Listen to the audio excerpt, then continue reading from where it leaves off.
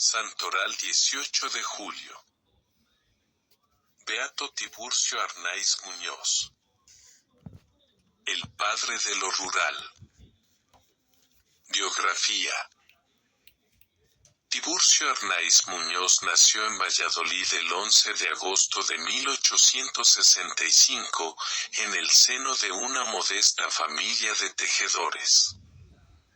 2 días después, sus cristianos padres, Ezequiel y Romualda, lo llevaron a bautizar a la iglesia parroquial de San Andrés, imponiéndole el nombre del santo del día. Con solo 5 años quedó huérfano de padre, y su madre hubo de ingeniárselas para educar y sacar adelante a los 2 hijos, Gregoria y Tiburcio. Tenía talento, pero era un calavera de estudiante, seminarista y sacerdote.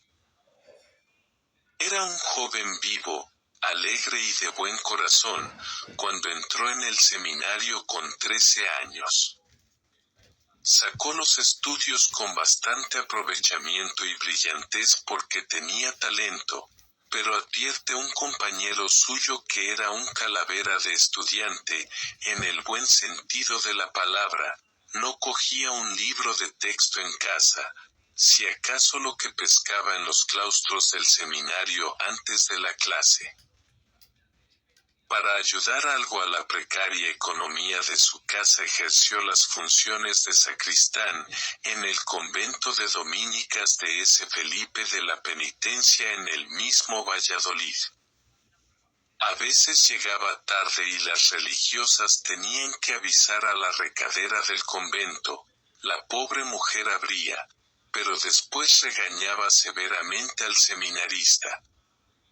Tiburcio no protestaba ni contestaba, callado, escuchaba la reprimenda y reconocía su falta, dejando admiradas a las religiosas que comenzaron a vislumbrar su virtud. Al acercarse la fecha de su ordenación sacerdotal, lo notaban serio y encerrado en sí, llegando a preocupar a su madre y hermana. Un día se sinceró con una de las monjas diciéndole: «Piensan en casa que no tengo vocación. Pero lo que me sucede es que cuanto más ejercicios hago, más temor tengo, porque veo más la dignidad sacerdotal y mi indignidad. Pero cada vez me siento con más vocación». Fue ordenado sacerdote el 20 de abril de 1890. Se le confió primero, durante 3 años, la parroquia de Villanueva de Duero, en Valladolid, y después, durante 9, la de Pollales del Hoyo, en Ávila. Las atendió siempre con amorosa solicitud.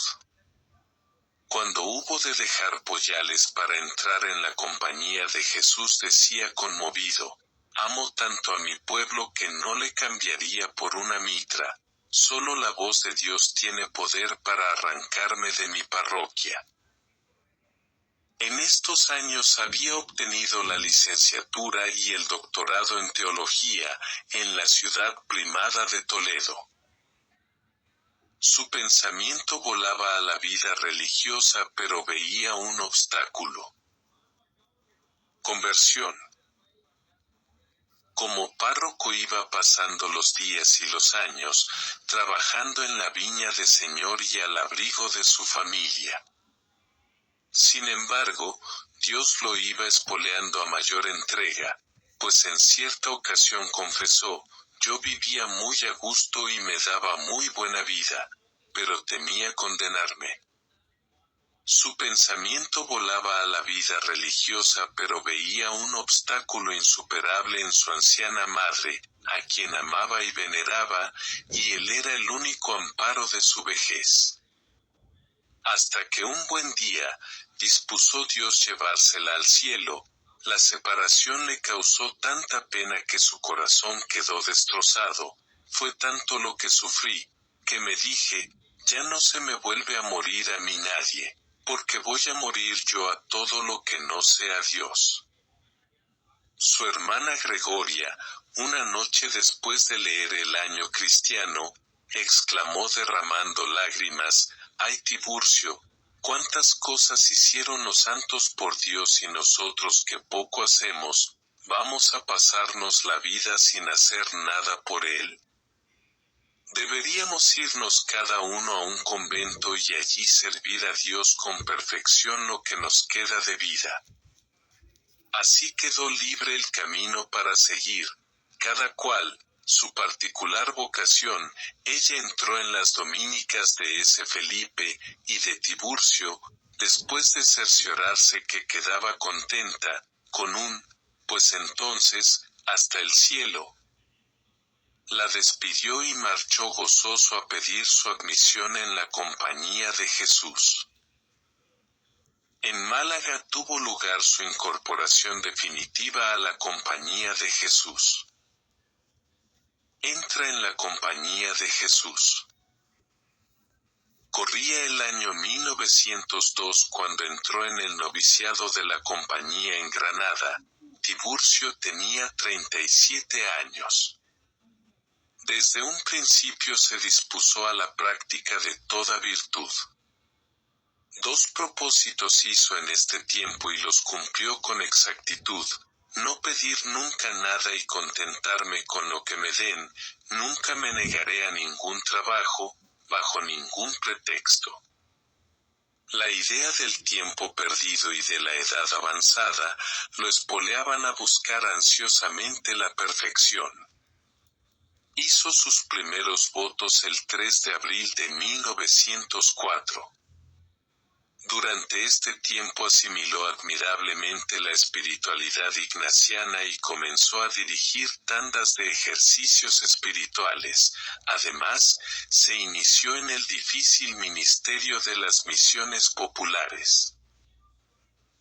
Antes de marchar a Loyola en 1911, donde hizo lo que se llama la tercera probación, experiencia con la cual la Compañía de Jesús culminaba la formación de sus miembros, fue destinado a Murcia.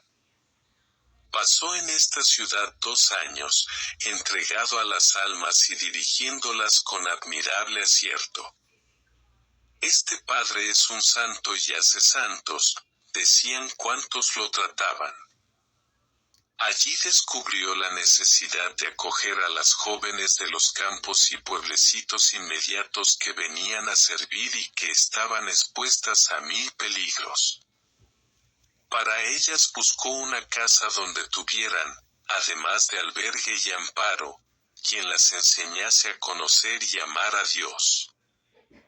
Pasada su estancia de formación en Loyola, y tras unos breves ministerios durante la Cuaresma en Canarias y Cádiz, marchó a Málaga donde tuvo lugar su incorporación definitiva a la Compañía de Jesús, pronunciando sus últimos votos el 15 de agosto de 1912, en la capilla del colegio de ese Estanislao del Palo. Su creatividad a la hora de paliar la ignorancia o el sufrimiento humano no conocía límites. Ministerios. Su incansable apostolado como misionero popular, director de ejercicios espirituales, confesor y director de almas, aunque se extendió por varios puntos de España, se multiplicó en Andalucía, Cádiz, Córdoba, Sevilla, Granada, y principalmente por toda la diócesis de Málaga, donde tuvo su residencia habitual y desplegó un celo incansable. Al terminar las misiones volvía el Pearnais a su casa de Málaga y a veces ni subía a la habitación, dejaba el maletín en la portería y volaba a visitar enfermos, así, literalmente, porque ocasión hubo en que quisieron seguirlo y no pudieron. Acudía a las salas de los hospitales pero también a las casas particulares. En estos encuentros personales la caridad del Padre se desbordaba. Una vez una buena señora que pedía limosna en las puertas de las iglesias, al llegar a casa sorprendió al padre atendiendo a su madre que estaba enferma y repetía admirada: «Es un santo, es un santo». Si le hubieran visto ustedes preparando una yema a mi madre, y con la gracia y agrado con que lo hacía. Su creatividad a la hora de paliar la ignorancia o el sufrimiento humano no conocía límites. En la calle Cañaveral, de la misma ciudad, impulsó la construcción de una casa de acogida para señoras con pocos recursos, con más de 30 viviendas unipersonales. Promovió la apertura de la Librería Católica de Málaga y atendió con sumo interés algunas escuelitas y talleres de gente humilde. También las cárceles eran objeto de sus desvelos. Allí, a su paso, tocaba el Señor con su predicación y caridad muchos corazones destrozados, algunos de los cuales, al salir, buscaban al Padre para seguir sus consejos y su guía espiritual. Su influencia benéfica se multiplicaba gracias a un plantel de incondicionales colaboradores que tenía ocupados en los diversos apostolados que se le ocurrían, unos en la ciudad y otros incluso preparándole misiones en los pueblos. En sus visitas por los barrios marginales, se hizo idea cabal del espíritu hostil a la religión que en ellos reinaba. Una vez le llegaron a tirar una rata, y fiel al Evangelio y lleno de compasión por tanta ignorancia, que veía ser la causa de tal animadversión, se dispuso a remediarla. Los famosos corralones eran casas de vecinos donde cada familia únicamente disponía, para su intimidad, de una habitación o dos, alrededor de un gran patio. El padre alquilaba, o pedía, una de estas estancias y mandaba a algunas de sus dirigidas para tener allí una escuela improvisada. Enseñaban a leer y escribir a aquellas gentes, nociones de cultura general, y lo más elemental de nuestra fe, que hay Dios y que nos ama hasta el extremo de dar la vida por nosotros, que tenemos alma, la vida eterna. El padre se presentaba al cabo de un mes o dos y les predicaba a todos como una misión. Se los ganaba pronto y se hacía sentir la influencia de su santidad, por lo que casi todos se ponían en gracia.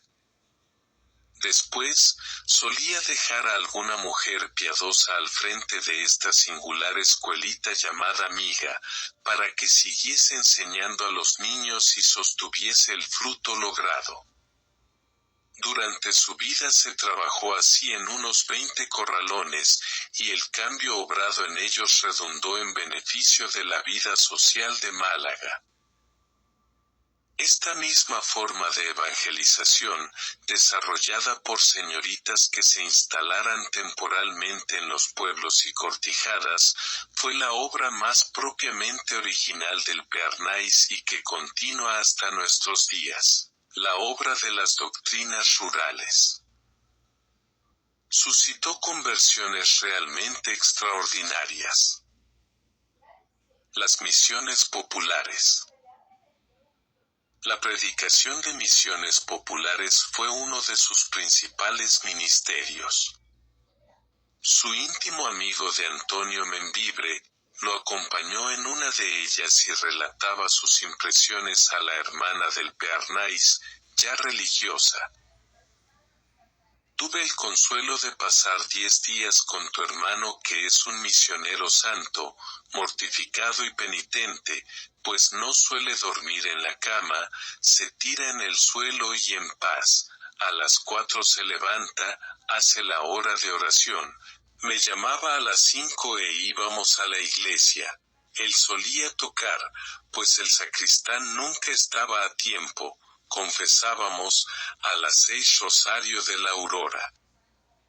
Esta carta tenla como si fuera de tu hermano, pues él no tiene tiempo, ni para un solo día, siempre misionando y no quiere más que trabajar y salvar almas.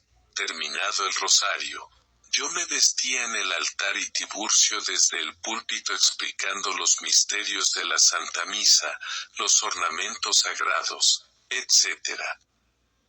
Terminaba a las 7 y se iban los hombres a sus ocupaciones. A las 10 doctrina para los niños y a la tarde a las 3. Restableció el apostolado de la oración. No conoces a tu hermano, está rejuvenecido, todo le gusta, todo le asienta, no tiene comodidades ni pereza ni necesidades, una gran voz, potente, incansable, predicando todo el día y toda la noche, vida de penitencias, sacrificios y humillaciones, en verdad atraen sobre él las gracias que por su ministerio Dios derrama a torrentes. Como bien decía su amigo de Antonio, el Señor, por su medio, derramaba gracias a torrentes y los tibios volvían al fervor de la vida cristiana, los justos se convertían en apóstoles y los alejados volvían al redil de Cristo, contándose casos de conversiones realmente extraordinarias. Leyendo la lista de las ocupaciones simultáneas que tenía, parecía imposible que las pudiese llevar a cabo, dándose casos como el de Chiclana, pueblo de Cádiz en el que además de predicar una misión en las dos parroquias, a la vez dio ejercicios a religiosas, visitó la cárcel y tenía reuniones con diversas asociaciones piadosas. En los pueblos por él misionados, reorganizaba o fundaba asociaciones para mantener la vida de piedad, como congregaciones marianas, las conferencias de San Vicente de Paúl, el apostolado de la oración o la adoración nocturna, y si había algún convento, ya fuese de vida activa o contemplativa, siempre encontraba un hueco para atender a las religiosas. En Ronda, Málaga, incluso promovió la fundación de un Carmelo, obra que cuidó con especial esmero en todos sus detalles hasta la inauguración que, por especial disposición del Señor, resultó ser el mismo día de su entierro. Detrás de la construcción o arreglo de varias iglesias y escuelas, también estuvo la iniciativa del Pearnais y su colaboración incansable. A su muerte, su cuerpo fue llevado por las calles de la ciudad. Muerte y entierro. A principios de julio de 1926 estaba el Pearnais en Algodonales, Cádiz, predicando una misión, cuando se encontró extraordinariamente mal dispuesto. El médico diagnosticó bronquitis y pleuritis. Él murmuró expresivo, «Me entrego». Fue trasladado a Málaga, y cuando se supo que el Pearnais había llegado en esas condiciones, la ciudad se movilizó, incluso hubo que poner, en sitio visible, el parte médico de cada día. El 10 de julio le administraron los últimos sacramentos, quedando desde entonces alegre y ansioso por irse al cielo, no podía hablar de otra cosa. Qué hermosísimo es el corazón de Jesús. Ya le veré pronto, y me hartaré, qué bueno es, cuánto nos quiere. Y la Virgen, vaya si es amable y me quiere. A las 10 de la noche del 18 de julio de 1926, entregaba su alma a Dios. El duelo por su pérdida fue general. Lo lloraron los humildes y también los de condición económica elevada. Se obtuvo licencia de Roma y del Ministerio de Gobernación para que pudiese ser enterrado en la Iglesia del Corazón de Jesús. Su cadáver fue expuesto a la veneración pública durante 3 días. Y todavía, antes de ser inhumado en el crucero derecho del templo, fue llevado por las calles de la ciudad, por donde durante años, había dirigido en la procesión del corazón de Jesús. Cerró el comercio y el cortejo fúnebre fue presidido por las autoridades religiosas, civiles y militares. Había muerto en olor de santidad. El santo obispo de Málaga, de Manuel González, que lo conocía bien, y presidió la oración fúnebre, definió con gran acierto su personalidad, diciendo del Pearnais que era un persuadido, un enamorado, un loco de Jesús. El Pearnais desde el cielo continúa su labor apostólica y sigue haciendo el bien entre sus devotos, y son muchos los favores y hechos milagrosos que se atribuyen a su intercesión, y numerosas las personas que, diariamente, visitan su sepultura confiándole sus sufrimientos y anhelos. El proceso para su canonización comenzó a nivel diocesano el 18 de marzo de 1990, siendo incoada la causa por el obispo de Málaga, Ramón Buxarraiz Ventura, y clausurándose esta fase el 23 de diciembre de 1994 por el obispo Antonio Dorado. 11. Posteriormente el proceso pasó a la Santa Sede. El 10 de octubre de 2016 el Papa Francisco confirma sus virtudes heroicas declarándolo venerable. Finalmente, el 18 de diciembre de 2017, el Papa Francisco aprobó un milagro atribuido a la intercesión de Tiburcio Arnaiz, por lo que fue beatificado el 20 de octubre de 2018 en la Catedral de Málaga, con más de 10.000 asistentes acreditados. Beato Tiburcio Arnaiz Muñoz ruega por nosotros.